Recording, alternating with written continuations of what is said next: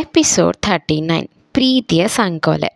ಕೀರ್ತಿ ಮತ್ತು ಸಿಂಚುಗೆ ಕಾಲ್ ಮಾಡಿ ಮೋಹಕ್ಗೆ ಕಾಲ್ ಮಾಡಿ ಅವನ ಜೊತೆ ಹೇಗೆ ಮಾತಾಡಬೇಕಂತ ಹೇಳ್ತಾಳೆ. ಅವನು ಹಾಗೆ ತಾನೇ ಟೆರೆಸ್ಟ್ ಮೇಲೆ ಬಂದು ಇವತ್ತು ನಡೆದ ಎಲ್ಲ ಸನ್ನಿವೇಶಗಳನ್ನು ನೆನಪಿಸ್ಕೊಳ್ತಾ ಇನ್ನೇನು ಮದ್ದಿದ್ದ ಬಾಟಲ್ ಓಪನ್ ಮಾಡಬೇಕು. ಆಗ ಅವನಿಗೆ ಸಿಂಚನ ಕಡೆಯಿಂದ ಕಾಲ್ ಬರುತ್ತೆ. ಅವನು ಸಹ ಒಳ್ಳೆ ಸ್ನೇಹಿತ, ಆದರೆ ಈಗ ಅವನ ಮನಸ್ಥಿತಿ ಸರಿ ಇಲ್ಲದ ಕಾರಣ ಕರೆಯನ್ನು ತೆಗಿಲಿಲ್ಲ.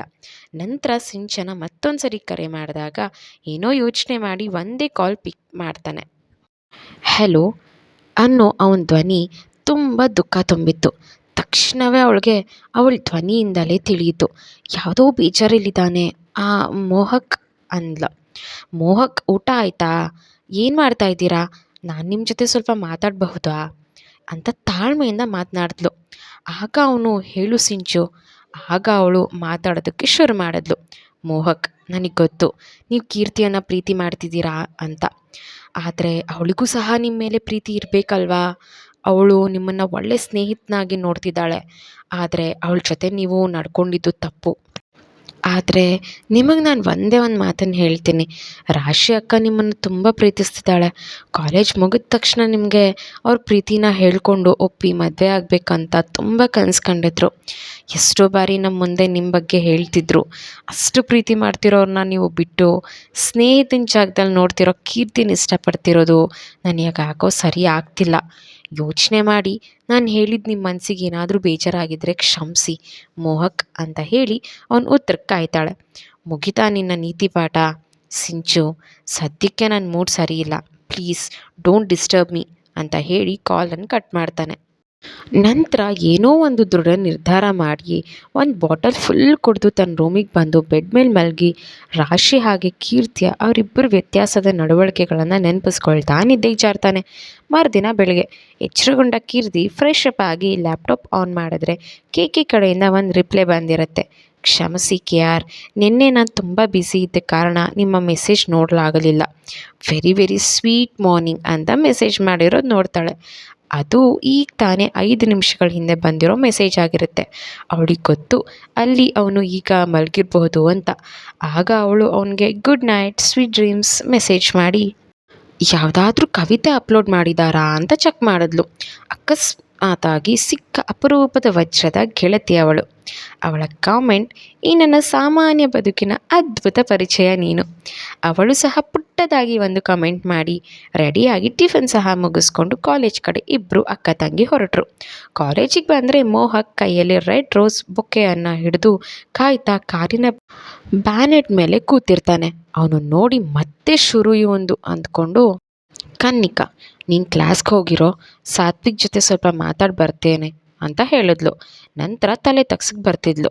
ಅವಳ ಹತ್ರನೇ ಬಂದ ಮೋಹಕ್, ಏನಮ್ಮ ಕೀರ್ತಿ, ನೀನು ಸುಂದ್ರಿ ಅಂತ ಅಂದ್ಕೊಂಡಿದ್ಯಾ?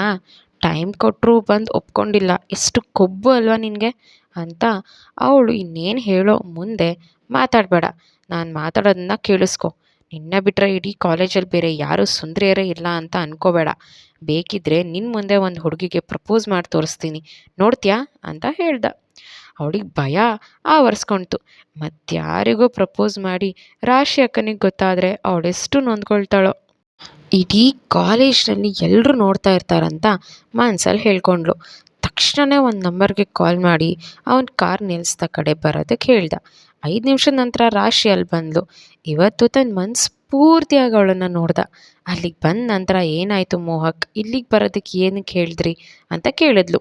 ಅವಳ ಮುಂದೆ ಮಂಡಿಯೂರಿ ಕೂತು ಬಲಗೈಯಲ್ಲಿ ಬೊಕ್ಕೆ ಎಡಗೈಯಲ್ಲಿ ಅಂದು ಕೀರ್ತಿಗೆ ತಂದ ಪ್ಲಾಟಿನಮ್ ರಿಂಗ್ ತೋರಿಸ್ತಾ, ರಾಶಿ, ನಾನಿನ್ನ ತುಂಬ ಪ್ರೀತಿಸ್ತಾ ಇದ್ದೀನಿ, I love you, will you accept my love ಅಂತ ಹೇಳ್ದ.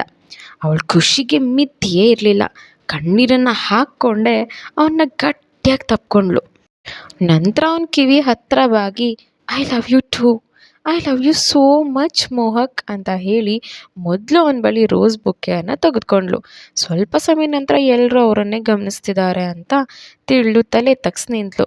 ಅವನು ಅವಳ ಎಡಗೈ ಹಿಡಿದು ತೋರ್ ಬೆರಳಿಗೆ ಆ ರಿಂಗನ್ನು ಅವಳಿಗೆ ಹಾಕ್ತ. ಎಲ್ಲರೂ ಸಹ ಕಣ್ಬಿಟ್ಟು ಅವರನ್ನೇ ನೋಡ್ತಿದ್ರು. ಕೀರ್ತಿಯ ಖುಷಿಗೆ ಪಾರವೇ ಇರಲಿಲ್ಲ. ಆದರೆ ಮೋಹಕ್ ಕಣ್ಣಲ್ಲಿ ದುಃಖದ ನೀರು ಹರಿತಿತ್ತು. ಅವ್ನು ಅಳ್ತಿರೋದನ್ನು ನೋಡಿದ ರಾಶಿ ಅವನ ಮುಖನ ಬೊಕ್ಸೆಯಲ್ಲಿಡ್ದು, ಯಾಕೆ ಮೋಹಕ್ ಅಳ್ತಾ ಇದೆಯಾ ಅಂತ ಕೇಳಿದ್ಲು. ಏನಿಲ್ಲ ರಾಶಿ, ನೀನು ನನ್ನ ಪ್ರೀತಿ ಒಪ್ಕೊಳ್ತೀಯೋ ಇಲ್ವೋ ಅಂತ ಭಯಪಟ್ಟಿದ್ದೆ. ಆದರೆ ನೀನು ನನ್ನ ಪ್ರೀತಿ ಒಪ್ಕೊಂಡಿದ್ದಕ್ಕೆ ಸಂತೋಷದಿಂದ ಬರ್ತಿರೋ ಕಣ್ಣೀರಿದು ಅಂತ ಸುಳ್ಳು ಹೇಳ್ದ. ಅವಳು ಸಹ ಅವನ್ನ ಮತ್ತೆ ತಬ್ಬಿ ಅಳೋದಕ್ಕೆ ಶುರು ಮಾಡಿದ್ಲು. ನಾನು ಸಹ ನಿನ್ನನ್ನು ತುಂಬ ಪ್ರೀತಿಸ್ತಿದ್ದೆ. ಯಾವಾಗ ನನ್ನ ಪ್ರೀತಿಯನ್ನು ಹೇಳ್ತೇನೆ ಅಂತ ಕಾಯ್ತಿದ್ದೆ. ಆದರೆ ಇಂದು ನನಗೆ ಆಗ್ತಿರೋ ಖುಷಿಗೆ ಏನು ಹೇಳಬೇಕಂತ ಗೊತ್ತಾಗ್ತಿಲ್ಲ ಅಂತ ಹೇಳಿದ್ಲು.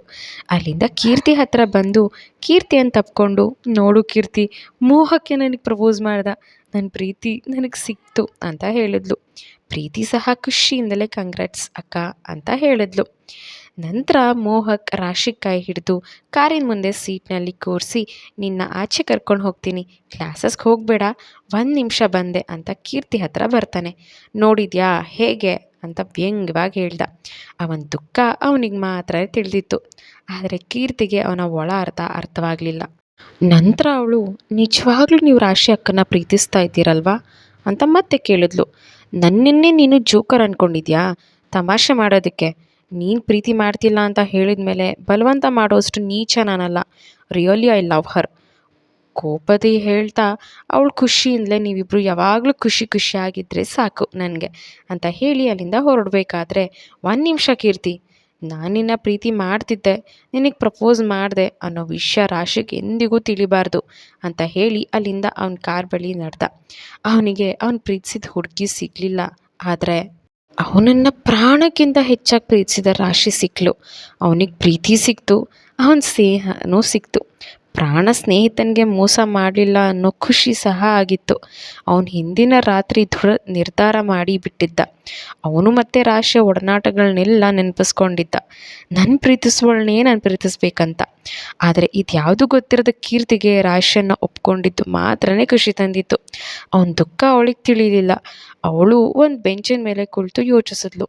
ನಾನು ಪ್ರೀತಿ ಒಪ್ಕೊಂಡಿಲ್ಲ ಅಥವಾ ಒಪ್ಕೊಳ್ಳೋದೇ ಇಲ್ಲ ಅಂದ ತಕ್ಷಣವೇ ಅವನಿಗೆ ಅಹಂಗೆ ಪೆಟ್ಟು ಬಿದ್ದು ರಾಶಿ ಅಕ್ಕನ ಪ್ರೀತಿ ಮಾಡ್ತಾ ಇದ್ದಾನ, ಅಥವಾ ರಾತ್ರಿ ಸಿಂಚು ಅವನ ಜೊತೆ ಮಾತನಾಡಿದ್ದಕ್ಕೆ ಅವನ ಪ್ರೀತಿ ರಾಶಿ ಅಕ್ಕಗೆ ತಿಳಿಸಿದ್ನ, ಅಥವಾ ಸಾತ್ವಿಕ್ ಇವನ ಜೊತೆ ಮಾತಾಡಿ ಬುದ್ಧಿ ಹೇಳಿ ನನ್ನ ತಂಟೆಗೆ ಬರಬೇಡ ಅಂದಿದ್ದಕ್ಕೆ ಏನಾದರೂ ಇರಬಹುದಾ ಅಂತ 3 ರೀತಿಯಲ್ಲಿ ಯೋಚಿಸ್ತಾ ಕೂತ್ಲು.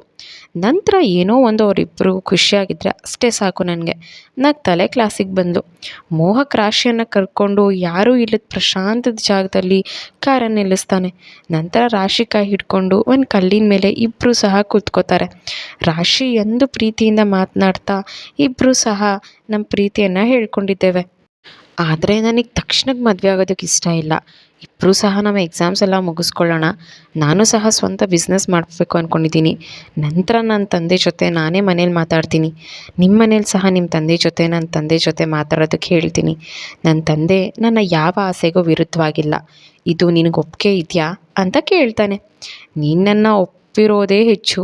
ನಿನಗೋಸ್ಕರ ಎಷ್ಟು ವರ್ಷ ಬೇಕಾದರೂ ನಾನು ಕಾಯ್ತೀನಿ ಅಂತ ಅವನ ಕೈ ಹಿಡಿದು ಕಣ್ಣಿಗೆ ಒತ್ಕೊಳ್ತಾಳೆ. ಇಬ್ಬರು ಕೆಲ ಸಮಯ ಪ್ರಕೃತಿಯ ಮುಂದೆ ಕುಳಿತು ಗಾಳಿಗೆ ಮೈ ಒಡ್ಡಿ ಕೂತರು.